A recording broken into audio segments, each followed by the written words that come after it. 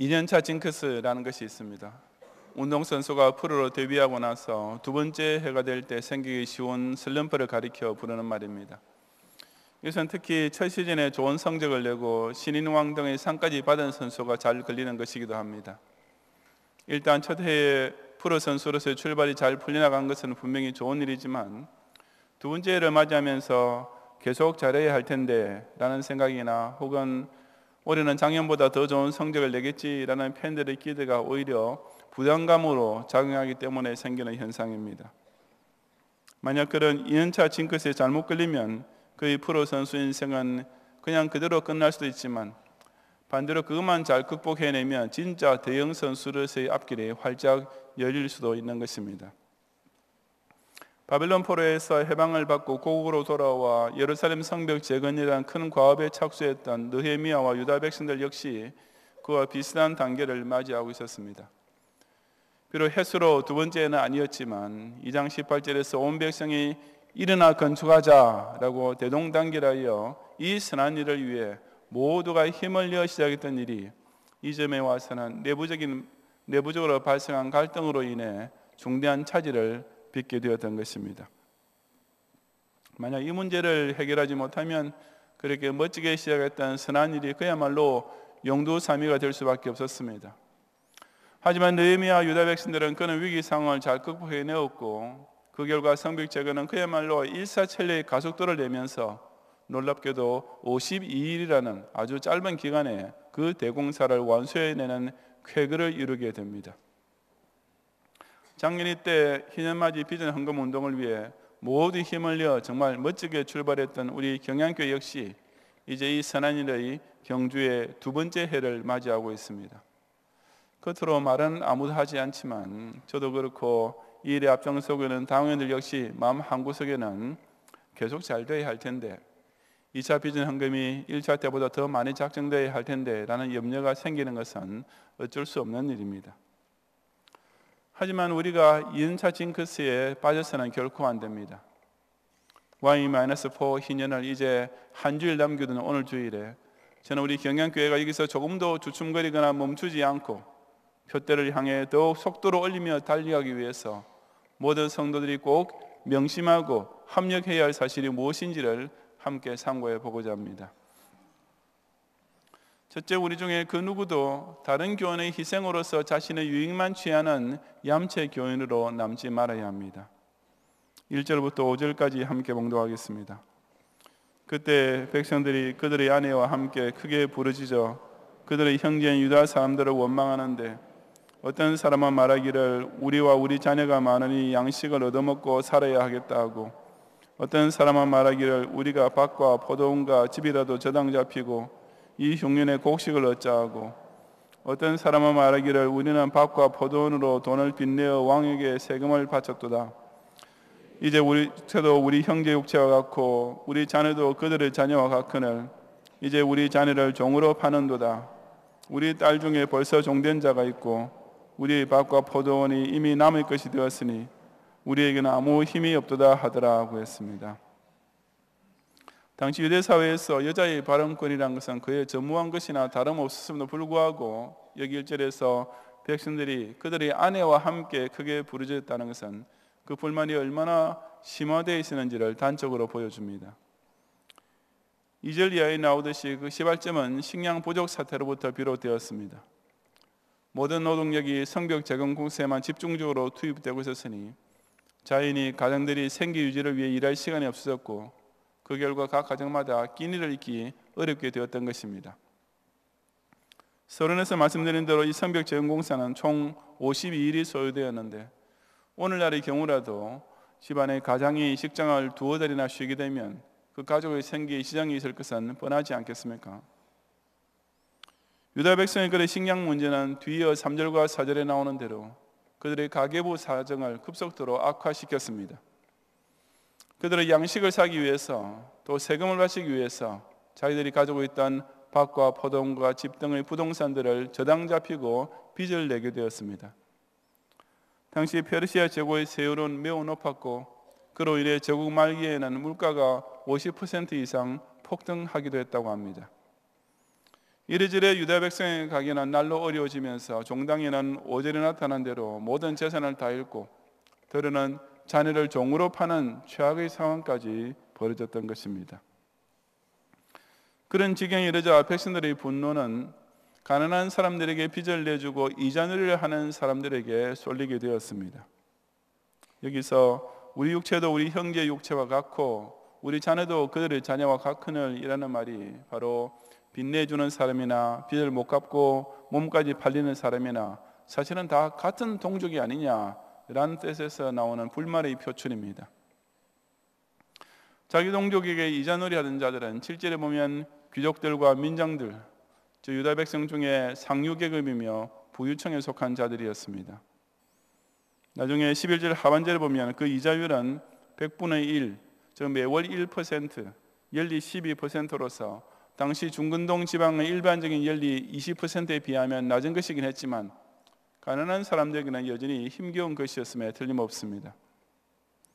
다른 사람들은 생계 위협까지 받으면서 성벽 재건 공사에 총력을 기울이고 있는데 바로 그런 상황을 오히려 자신의 재산 증식을 위한 기회로 악용하는 자들이 이방인도 아니고 바로 형제 동족이라는 사람 가운데 있었으니 열심히 일하는 백성으로서는 그 얼마나 맥 빠지고 또한 분통 터질 노릇이었겠습니까? 그렇다면 느헤미야는 그런 사람들을 과연 어떻게 처리했습니까? 이어지는 6절부터 13절까지 함께 봉독하겠습니다. 내가 백성의 부르짖음과 이런 말을 듣고 크게 노하였으나 깊이 생각하고 귀족들과 민정들을 꾸짖어 그들에게 이르기를 너희가 각기 형제에게 높은 이자를 취하는도다 하고 대회를 열고 그들을 쳐서 그들에게 이르기를 우리는 이방인의 손에 팔린 우리 형제 유다 사람들을 우리의 힘을 다하여 도로 찾았거늘 너희는 너희 형제를 팔고자 하느냐 더구나 우리의 손에 팔리게 하겠느냐 하며 그들이 잠잠하여 말이 없기로 내가 또 이르기를 너희의 소행이 좋지 못하도다 우리의 대대 이방 사람의 비방을 생각하고 우리 하나님을 경외하는 가운데 행할 것이 아니냐 나와 내 형제와 종자들도 역시 돈과 양식을 백성에 구워 주었거니와 우리가 그 이자 받기를 그치자 그런즉 너희는 그들에게 오늘이라도 그들의 밭과 포도원과 감람원과 집이며 너희가 구워준 돈이나 양식이나 새 포도주나 기름의 100분의 1을 돌려보내라 하였더니 그들이 말하기를 우리가 당신의 말씀대로 행하여 돌려보내고 그들에게서 아무것도 요구하지 아니하리이다 하기로 내가 제사장들을 불러 그들에게 그 말대로 행하겠다고 맹세하게 하고 내가 옷자락을 털며 이르기를 이 말대로 행하지 아니하는 자는 모두 하느님이 또한 이와 같이 그 집과 사람에서 털어버리실지니 그는 곧 이렇게 털려서 빈손이 될지로다 하며 회중이 다 아멘하고 여호와를 찬송하고 백성들이 그 말한 대로 행하였느니라. 아멘. 그런 소식을 들은 느헤미야는 크게 노할 수밖에 없었습니다. 하지만 성급하게 반응하지 않고 그 대신 일단 깊이 생각하면서 이 사태를 어떻게 처리할 것인지를 숙고했습니다. 그 후 느헤미야는 귀족들과 민정들을 만나는 대로 사적으로 꾸짖기도 하고 또 다른 한편으로는 공적으로 대회를 열고 그들을 쳐서 경책하기도 했습니다. 어떤 교인이 범죄했을 때 먼저 개인적으로 권면하고 그래도 듣지 않을 때는 교회 앞에서 공적으로 징계하는 장로교 권징의 원리를 여기서도 볼 수 있습니다. 느헤미야의 책망의 내용은 크게 두 가지였는데 그 첫째는 8절에 있는 대로 우리는 바벨론에 잡혀갔던 동족들의 힘을 다해 데려왔는데 너희들은 그렇게 어렵게 해방시킨 형제들을 도로 종으로 팔리게 하고 있으니 이 도대체 무슨 짓이냐라는 것이었습니다. 둘째는 9절에 나오는 대로 믿는다고 하던 우리 유다 백성들 사이에서 이런 부끄러운 일을 행하면 이방 민족들이 얼마나 비방하겠느냐. 너희가 정말 하나님을 두려워하는 신자라면 결코 이럴 수가 없다라는 책망이었습니다. 10절에 이어진 내용은 느헤미야도 이자놀이를 했다는 뜻이 결코 아니라 자기와 자기 부하들도 백성들에게 돈을 빌려주긴 했지만 이자는 조금도 받지 않았으니 당신네들도 더 이상 이자는 받지 말라는 말입니다. 귀족과 민정들이 그 말에 따르기로 하자 느헤미야는 그 약속을 절대로 어기지 못하게 하려고 아예 제사장들을 불러 맹세를 시키면서 만약 그 맹세를 어기면 그 사람은 하나님의 벌을 받아 모든 재산을 다 털리게 될 것이라고 자신의 옷을 털며 경고했습니다. 그러자 온 이스라엘 회중은 느헤미야의 그런 서사에 감사하며 여호와를 찬송하게 되었고 그 채권자들도 그 말한 대로 행함으로써 약속을 지켰습니다. 오늘날에도 그처럼 한쪽에서는 교회의 어떤 큰일을 완수하기 위해 온 힘을 다하고 있는데도 다른 한쪽에서는 그저 자기 좋은 것만 챙기는 교인들이 있습니다. 물론 요즘은 한 교회 안에서 사채놀이까지 하는 교회는 설마 없을 것입니다.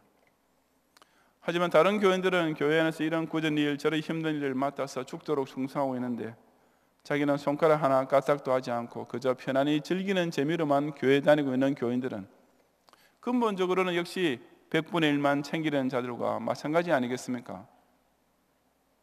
그런 교인들은 실상 자기만 하지 않는 것으로 끝나는 것이 아니라 열심히 일하고 있는 교인들에게 엄청난 사기 저하를 유발시키게 됩니다. 같은 당회원이면서도 헌금에 인색한 장로, 같은 재직 회원이고 사실 재산도 많으면서 큰 헌금에 쏙 빠지는 집사는 다른 교인들의 짐을 더욱 무겁게 만들 뿐 아니라 그런 충성스러운 교인까지 힘이 쏙 빠지게 만들고 있는 것을 알아야 합니다. 그것은 이 경양교회 안에서 함께 예수 그리스도의 형제자매에 대한 성도로서 정말 부끄러운 모습이 아니겠습니까? 이 세계를 받은 교회를 통해 실로 은혜롭고 복스러운 신앙생활을 풍성히 누리고 있으면서도 자신은 교회를 위해 생애 최고와 전부는 고사하고 생애의 약간조차 희생할 줄 모른다면 지금 바로 곁에서 평화시대의 순교자의 각오로 땀 흘리며 충성하고 있는 교회에게 정말 염치 없는 일이 아니겠습니까? 진정 하나님을 경외하는, 하나님을 살아계심을 두려워하고 있는 신자라면 절대로 그런 이기주의 교인이 될 수가 없습니다. 비록 끝까지 비협조적인 교인이 있다 하더라도 우리 경양교회는 4년 후에 실로 영광스러운 신년을 반드시 맞이하게 될 것입니다. 하나님의 선한 역사는 안 하는 교인들 때문에 중단되는 일이 아니라 하는 교인들에 의해서 결국은 완성되고야 마는 일이기 때문입니다. 하지만 그 경양 신년의 날을 부끄러운 마음으로 맞이하게 되는 교인들은 있을지 모릅니다. 희년맞이 빚은 헌금에 참여한 성도들의 충성을 영원히 기념할 동판에 아무런 쪽쪽도 남기지 못할 교인이 있을지도 모르는 것입니다. 물론 그래서는 절대로 안 됩니다. 처음에는 그저 자기 만족만 찾으려고 교회에 왔던 사람이랄지라도 말씀을 듣는 가운데 예수 목적, 내 삶 수단이라는 인생의 참된 존재 가치를 깨달아야 합니다. 지금까지는 그저 무사태평하게만 교회 생활을 해왔을지라도 이제부터는 내가 이처럼 선한 일에 보유한 경양교회를 통해 하나님을 섬기기 위해 부르심을 받았구나 라는 소명을 깨달아야 하는 것입니다. 그저 자신의 실리와 이용만 채우려 하며 다른 교인들까지 실족하게 만드는 얌체 교인의 모습을 깨끗이 정산하고 이제 두 번째부터라도 이 선한 일을 위해 일어나 힘을 합하는 모든 성도들이 되시기를 바랍니다. 둘째, 우리 각자가 본인이 먼저 충성함으로써 다른 교인에게도 힘이 되는 모범 교인으로 솔선수범해야 합니다. 14절 이하 19절까지 함께 봉독하겠습니다. 또한 유다 땅 총독으로 세움을 받은 때 곧 아닥사스다 왕 제20년부터 제32년까지 12년 동안은 나와 내 형제들이 총독의 녹을 먹지 아니하였느니라. 나보다 먼저 있었던 총독들은 백성에게서 양식과 포도주와 또 은 40세겔을 그들에게서 빼앗았고 또한 그들의 종자들도 백성을 압제하였으나 나는 하나님을 경외함으로 이같이 행하지 아니하고 도리어 이 성벽 공사에 힘을 다하며 땅을 사지 아니하였고 내 모든 종자들도 모여서 일을 하였으며 또 내 상에는 유다 사람들과 민장들 150명이 있고 그 외에도 우리 주위에 있는 이방 족속들 중에서 우리에게 나온 자들이 있었는데 매일 나를 위하여 소 한 마리와 살진 양 6마리를 준비하며 닭도 많이 준비하고 열흘에 한 번씩은 각종 포도주를 갖추었나니 비록 이같이 하였을지라도 내가 총독의 녹을 요구하지 아니하였으면 이 백성의 부역이 중함이었더라. 내 하나님이여 내가 이 백성을 위하여 행한 모든 일을 기억하사 내게 은혜를 베푸시옵소서. 아멘. 우리는 아까 보았던 2절부터 4절, 5절의 말씀에서 대다수 유다 백성들이 극심한 물질적 궁핍을 겪으면서도 성벽 재건 공사에 끝까지 참여하고 있었음을 알 수 있습니다. 그들은 빚을 지면서까지 50일간의 삶 전부를 오직 하나님 사업 원수를 위해 다 바쳤던 것입니다. 예루살렘 성벽 재건은 그들이 개인적으로 경제적으로 큰 희생을 감수해서라도 반드시 그리고 속히 완수해내야만 할 실로 중차대한 급선무의 과업이었기 때문이었습니다. 그처럼 온 유다 백성들이 문자 그대로 마음과 힘을 다하여 성벽 재건 공사에 참여하게 된 이유는 그 무엇보다도 이 사업을 제일 처음에 시작했던 느헤미야 자신부터가 솔선수범의 모범을 보인 지도자였기 때문이었습니다. 그는 다른 사람에게만 호통을 치고 자기는 편안히 뒤에 앉아있던 사람이 결코 아니었습니다. 우선 그는 그 공사 기간뿐 아니라 유다 총독으로 재임했던 12년 내내 아무 총독인록, 즉 봉급을 받지 않았습니다. 그뿐 아니라 다른 총독들은 자신의 재임 기간 동안 온갖 수단 방법을 다 동원하여 재산 축적하느라고 바빴지만 느헤미야는 그 공사 전후 기간 동안 아무 땅을 사지 않았다고 했습니다. 성벽 재건 공사가 끝나면 예루살렘 주변의 부동산 가치가 급등할 것은 분명한 사실이니 오늘날 약속 빠르고 부정한 공무원이나 국회의원 같으면 절대로 놓칠 리가 없는 혹이었지만 느헤미야는 그러지 않았던 것입니다. 그뿐 아니라 17절 이하에 보면 느헤미야는 공사기간 내내 매일 점심때마다 실로 대단한 분량의 식탁을 제공했습니다. 본문에 기록된 내용을 대략 계산해 보면 한꺼번에 수백 명의 사람들이 나눌 수 있는 음식이었습니다. 그는 민장들, 즉 공사 책임자들뿐 아니라 유다 사람들 중에서 특별히 가난한 자들과 또 멀리서 온 이방 족속 출신의 자원봉사자들을 위해 그 많은 양의 점심 식사를 순전히 개인 비용으로 부담했던 것입니다. 물론 느헤미야는 바사제국에서 왕의 술관원이라는 고위 관직이 있었으니 엄청난 부자였음에 틀림없지만 아무리 재력이 크다 해도 하나님의 사업 위에 그렇게 풍성하게 쓰기란 결코 쉬운 일은 아니었습니다. 그렇다면 그가 그토록 큰 희생을 아끼지 않았던 이유가 무엇이었습니까? 그것은 곧 15절에서 그가 스스로 밝히고 있는 대로 하나님을 경외했기 때문이었습니다. 이것은 아까 9절에서 하나님을 경외하지 않았던 까닭에 희생은커녕 자기 욕심만 채우려 했던 자들과 좋은 대조를 보여줍니다. 실로 느헤미야는 하나님의 경외의 신앙을 항상 지키고 있었던 까닭에 이처럼 하나님의 사업을 위해 희생적으로 크게 바치는 것도 조금도 아까워하지 않았습니다.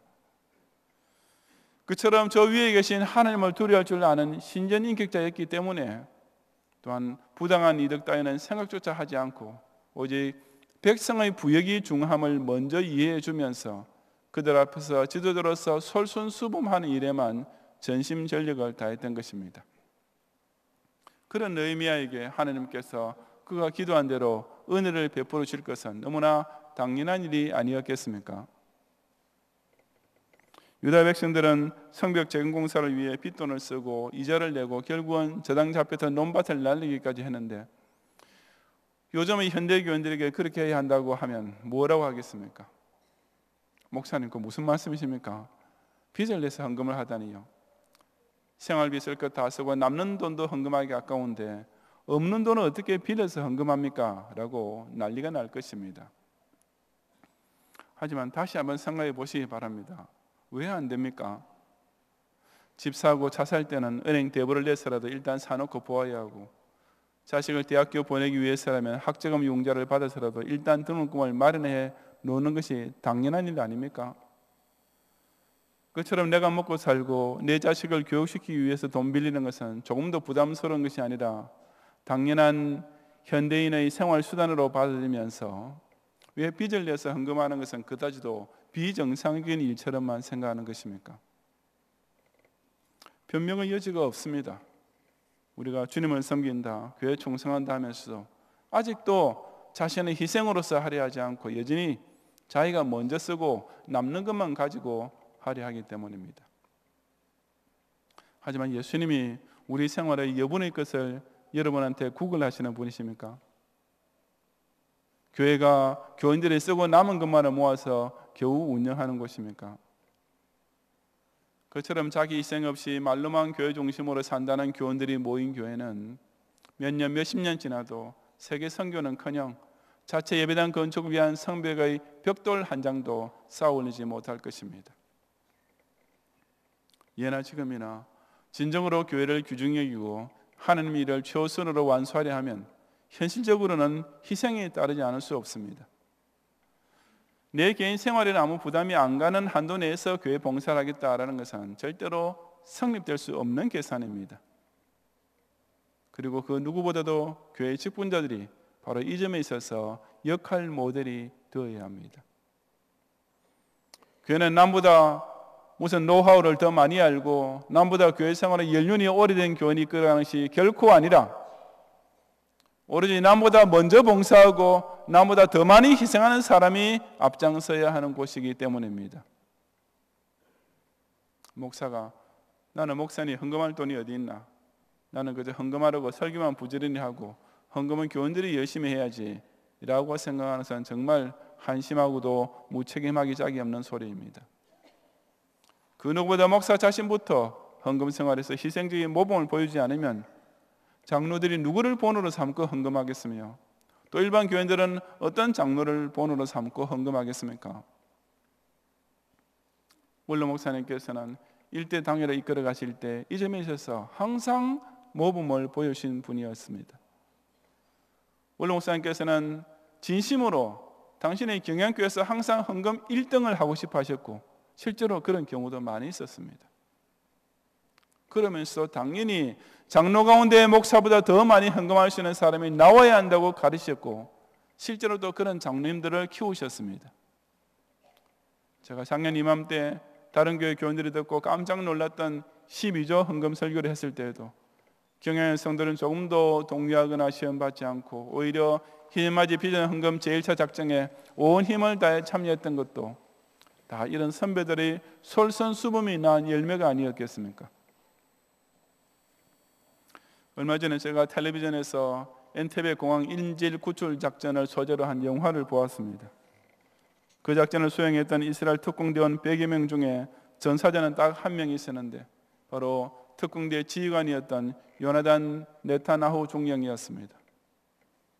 그는 특공대가 엔테베 공항에 진입할 때 제일 앞장서서 진두지휘를 하다가 우간다군의 총격에 희생을 당했던 것입니다. 그 영화를 통해 제가 알게 된 사실인데 이스라엘 군대의 장교에게는 돌격 앞으로라는 명령은 없고 오직 나를 따르라는 명령만 있다고 합니다. 부하들에게만 적군을 향해 돌격하라고 뒤에서 밀어붙이는 것이 아니라 누구보다도 먼저 지휘관이 제일 앞장서서 쏟아지는 적군의 총탄을 들고 나아가야 뒤에 부하들이 따를 수 있다는 뜻입니다. 이스라엘 군대가 사방팔방으로 둘러싼 적국의 군대들을 이겨내며 그 나라를 지킬 수 있는 것도 바로 그런 지휘관의 자세 때문이 아니겠습니까? 전투하는 지상교 역시 꼭 마찬가지입니다. 이번 희년맞이 비전 헌금 제2차 작전에서도 저를 위시하여 경영의 장로님들이 또 한 번 힘을 다하여 그러면서도 기쁘게 희생하는 모범을 보여야 합니다. 경영의 당위원들이나 교역자들은 그 누구도 교원들에게 돌격 앞으로 하세요 라고 말해서는 안 되고 각자가 나를 따르라고 자신의 삶으로 모범을 보일 수 있어야 합니다. 그처럼 교회의 지도자들이 앞장서서 솔선수범을 보일 때 저희들도 절로 그 뒤를 따를 것이고 온 교우들 역시 더욱 힘을 낼 수 있을 것 아니겠습니까? 총독이 먼저 자기 희생의 본을 보였을 때 모든 유다 백성 역시 빚을 내면서까지 예루살렘 성벽 재건 공사를 위해 힘을 다했던 것처럼 이 경양 희년맞이를 위한 큰 역사를 위해서도 당위원들부터가 하나님을 경외하는 직분자로서의 모범을 보이는 가운데 그로 인하여 용기 백배에 사기 충성하여 뒤를 따르는 모든 경영의 성도들이 되시기를 바랍니다. 성도 여러분, 지상교회는 내면적으로 서로 판이하게 다른 두 부류의 교원들이 항상 있습니다. 교회마다 그 정도와 숫자의 차이만 있을 뿐이지 지금도 신앙생활을 빙자하여 오직 자신의 이익과 만족만 찾고 누리는 교원들이 있는가 하면 정말 하나님께서 맡기신 사명을 위하여 자신을 희생하며 교회를 유익하게 만드는 교원들이 있는 것입니다. 아마 우리 교회 안에도 아직 100분의 1을 취하는 재미로 나오는 교원들도 있을 것이고 반면에 녹을 받지 않으면서 오히려 다른 성도를 위해 기꺼이 큰 식탁을 베푸는 교원들도 있을 것입니다. 그리고 같은 한 교회 안에서도 그처럼 정반대의 다른 교회로 나누어지게 되는 결정적인 이유 역시 예나 지금이나 꼭 마찬가지로 그 교인에게 정말 하나님을 경외하는 마음이 있는지 없는지의 여부입니다. 나 자신은 과연 어느 쪽이겠습니까? 혹 하나님 이름으로 내 욕심만 채우며 살고 있지 않는지, 신앙생활이라는 것을 내 마음의 수양이나 내 가족의 화평이나 내 자식의 교육을 위한 수단으로만 사용하고 있지 않는지를 한번 돌이켜 보시기 바랍니다. 정말 우리가 사신 하나님을 경외하는 신실한 신자라면 우리는 당연히 100마디의 찬송이나 기도보다 먼저 한 가지의 희생적인 신행일치를 통해 하나님을 섬길 줄 알아야 마땅하지 않겠습니까? 작년에 우리 교회가 희년맞이 비전 헌금을 시작했을 때 12바구니 12조 헌금에 189명, 12바구니 월정 헌금에 1035명, 그리고 보리토 헌금 잔액 월정 헌금에 780명의 성도들이 참여해 주셨습니다. 물론 그 가운데는 2가지 혹은 3가지 헌금을 동시에 작정해 보신 성도들도 많이 있었고 총 1800 수십 명의 성도들이 참여했습니다. 그리고 그 작정 헌금을 총회가 매월 1억 2천만 원의 목표액을 조금 상회하여 달성되었고, 더 중요한 것은 그 헌금이 작정한 그대로 1년 내내 정확하게는 99%, 딱 1% 모자라는 100%로 지난달까지 실행되었다는 사실입니다.